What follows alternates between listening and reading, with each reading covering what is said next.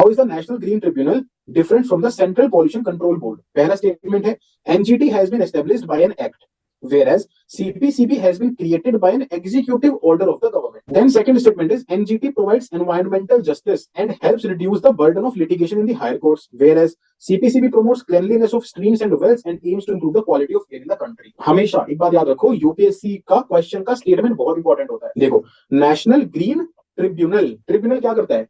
Case सुनता है, justice देता है। सेंट्रल पोल्यूशन कंट्रोल का बोर्ड, ट्रिब्यूनल क्या करता है? एनवायरमेंटल जस्टिस देता है। ट्रिब्यूनल का ये काम है ना, हेल्प करेगा बर्डन ऑफ लिटिगेशन कम करने में। अगर लोग ट्रिब्यूनल में जा रहे हैं तो वो लोग वहां नहीं जाएंगे। In the higher courts, where CPCB pollution control करता है। ये तो बात कह रहा है, क्लीनलीनेस करेगा, स्ट्रीम्स की, वेल्स की इंप्रूव करेगा, एयर क्वालिटी को, ये सब तो करता है CPCB. So this particular statement has to be correct. सिर्फ ध्यान से पढ़ के समझ में आ गया, आपको कोई एनजीटी की वेबसाइट पे पढ़ने की जरूरत नहीं है। ये पर्टिकुलर स्टेटमेंट देखो, पूरा नॉलेज बेस्ड है। NGT has been established by an act, बिल्कुल सही है, लेकिन सीपीसीबी एग्जीक्यूटिव ऑर्डर से नहीं आया था। CPCB was not created by executive order. तो ये भी क्या है? This is also created by an act. उस क्वेश्चन में आपको एक स्टेटमेंट को इनकरेक्ट बनाना है। कैसे बनाओगे वो स्टेटमेंट को इनकरेक्ट आप? अब ये तो दिख रहा है कि ये करेक्ट है।